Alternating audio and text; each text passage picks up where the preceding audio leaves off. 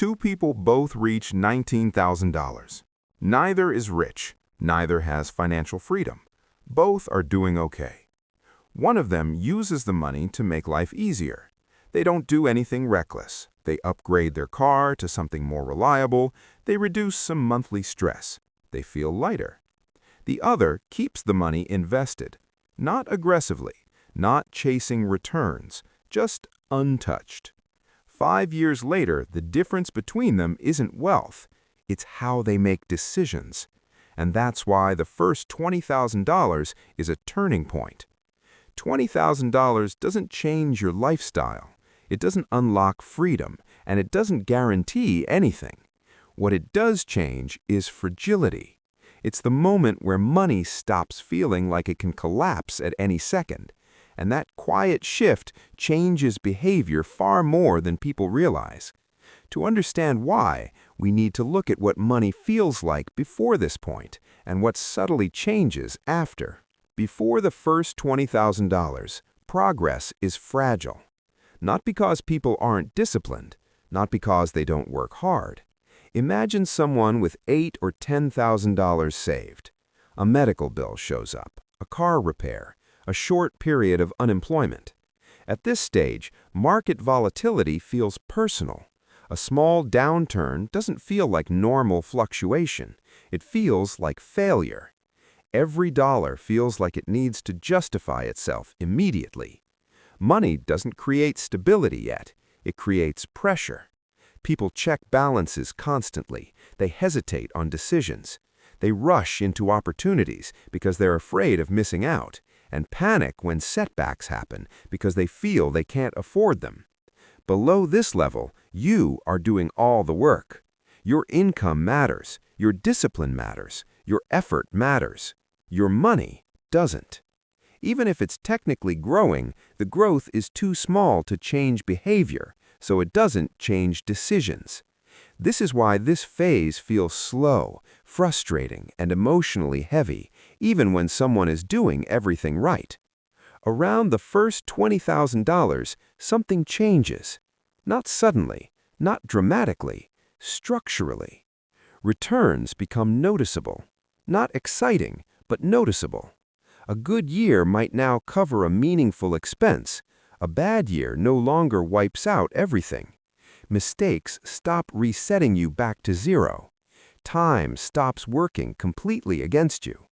Before this point, progress depends entirely on continued effort.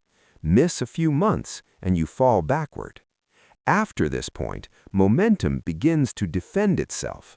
Losses still happen, expenses still appear, but they're survivable, and survivability changes behavior. This is where people often misunderstand what's happening. They reach this level and immediately start asking what the best investment is or how to maximize returns. But at this stage, returns aren't the main issue. Volatility is. A 20% gain on a small base doesn't change behavior. A 20% loss, however, can completely derail progress. That's why consistency matters more than optimization early on. The first job of money isn't growth, it's survival. Until survival is secured, return-focused thinking is mostly noise. Now let's go back to the two people with $19,000. One uses the money to reduce pressure.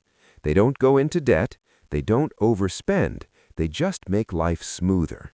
And in the short term, that feels great. The other keeps the money invested, not because it's smarter, but because they don't need to touch it yet. 5 years later, their net worths might not even be that different. But here's the difference. One person still feels fragile, the other feels optional. When an expense shows up, one reacts immediately, the other absorbs it.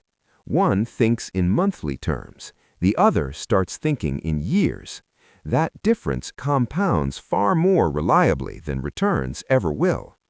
The biggest change after the first $20,000 isn't financial, it's psychological. People stop checking balances less often.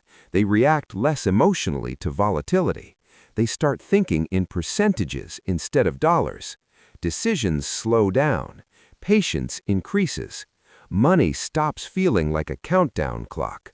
And when people stop feeling rushed, decision quality improves. This is why two people with the same income, the same savings rate, and the same investment strategy can end up in very different places. One is always stressed, the other is calm. That gap starts here. This is also where many people make their biggest mistake. They confuse reduced pressure with extra capacity.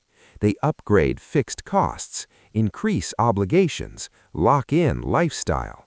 In other words, they celebrate stability by reintroducing fragility. The turning point only works if flexibility is preserved. Once fixed costs rise, the old pressure returns, even with a higher balance. What's interesting is that this turning point isn't unique. The same pattern repeats at higher levels. The first $100,000, the first year of expenses saved, the first point where returns cover a meaningful cost. Each time, the sequence is the same.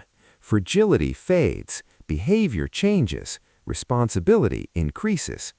This is why people who build wealth rarely talk about numbers the way beginners do. They talk about flexibility, time, optionality. Those concepts don't sound exciting, but they're what money actually buys. The first $20,000 is simply the earliest place most people experience this shift. After the first $20,000, progress is no longer about returns. It's about protecting time, flexibility, and decision quality. At this stage, the biggest risk isn't volatility, it's behavior. Money begins to amplify choices, good or bad. And this is why the first $20,000 is a turning point, not a goal. It's the point where outcomes start to depend less on effort and more on judgment. The first $20,000 doesn't change your life. It changes how money interacts with your decisions. It's the moment where fragility begins to fade and responsibility quietly increases. Understanding this doesn't guarantee success, but misunderstanding it explains why many people stay stuck, even while doing everything right.